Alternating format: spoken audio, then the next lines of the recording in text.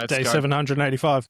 Day 785 of building a software business. Here we go. We're building ClipFlow. It's a project management system for content teams to That plan, elevator create, pitch and needs manage work. all the content in one place. So we're replacing tools like Notion, ClickUp, Google Drive, Frame.io, all of it built in one place. We're building this. We've been building it for over 2 years now. And this week, this is what we learned. So we're going to hit straight up to Dazza. Dazza, what's the key takeaways this week, mate? Key takeaways this week: go to market. Engineering is definitely a thing enabled by Claude. That's my key takeaway this week, is I can do so much more work than I ever would have been able to do before, thanks to these tools currently. Things that I just couldn't have done or we wouldn't have done that are now sort of achievable. And figuring out the right things to do is as much of a problem as it has always been. Once you've got all the options of it, you can do everything. It's hard to figure out what you should be doing, but there's a lot of power and a lot of opportunity out there. We're going to get real good at it. Yeah, sick one. At the same time, we're busy building out analytics, which has been a big piece for the 2026.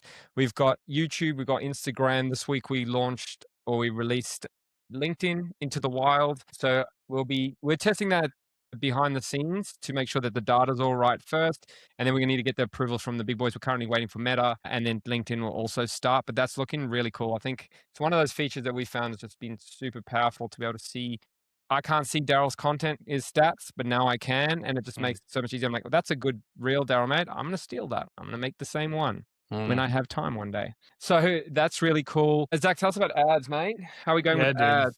Over the last few weeks, I've been crushing out agency ads. We're noticing agencies are a great set of customers to chat to and get a lot out of ClipFlow, which has been really cool. So ads right now, it's actually a bit of a challenge because we're seeing one ad set bring in high quality but cost more, and another ad set bringing in more people but for cheaper, but maybe not the right group of people. And so just another week with Meta, mate, doing these ones, trying to make ads right now and not sure what to do. But we're just going to keep testing, man. That's all that really matters. Yeah, and it's really good, though. We got some good chats lined up. I got a few chats today. Yeah.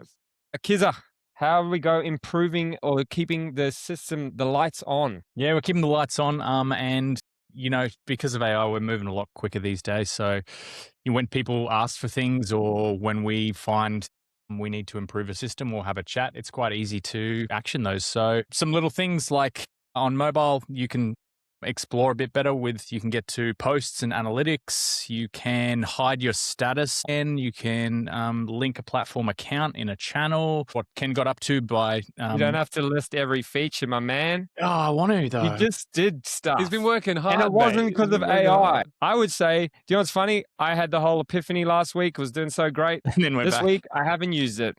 So haven't you? I'm faster without it. It kept making mistakes, and I went, you know what? I don't have time for this. Well, what I wanted to say was that just power alone is not good. You need wisdom as well. So AI is definitely giving you the power to write code fast, but if you don't know what that code is written, it's just shit ass. So yeah, I had to fix so many bugs this week where I was just like, what has it done here? So yeah, look, I'm still yelling hard, aren't you? Yeah. It's good at easy stuff, but when it gets any more complex, it's still having a hard time.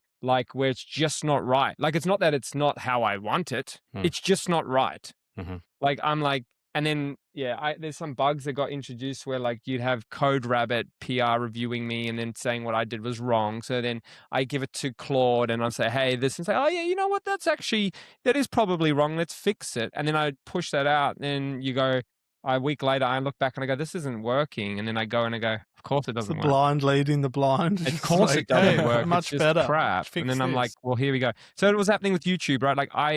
There's something that I have to do with YouTube to kind of pre-fetch lifetime stats. And then I kind of mark them as temporary because YouTube stats are delayed. So by the time they come in a couple of days, I then mark it as not temporary anymore. And then that shows. So you would see Daryl and stuff in our analytics, we would have no views or no followers. And it was because it was marked as temp. And I was like, this is a bug here. And this is why we're testing the things. We test it ourselves first before we give it to all our customers. to enjoy. So yeah, it's just one of those things. I was like, man, this is a massive bug. It just doesn't work. So yeah, I'm still. So you were right. So last week That's you the were saying sort go of thing that, you're like, right. if you ask Claude to do tests, which is what everyone says, like, make it do tests. Yeah, it does test. That it would have still passed that. It would have just written the test to do that exact thing and gone like, it still does the thing. That's the problem with tests. Doesn't Tests work. are actually the most important thing. It's the thing that most people in code review skip past, but it's the most important thing to read because the test is actually how the code functions.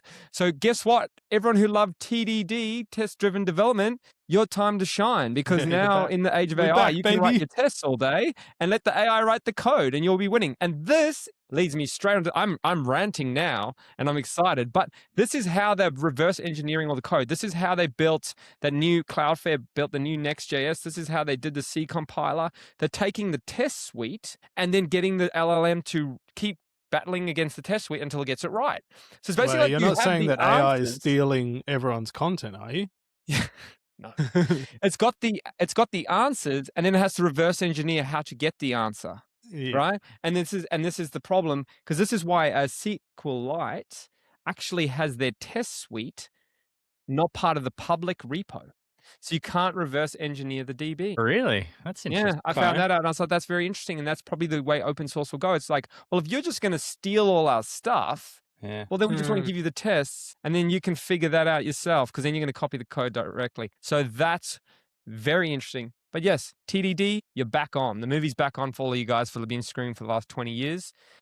It's time your time to shine. They're So the most boring developers, those ones. they're the Maybe it's best. the I love Jeff. QA and business analyst time to shine because aren't they the ones that write the like user flow story stuff? I love it.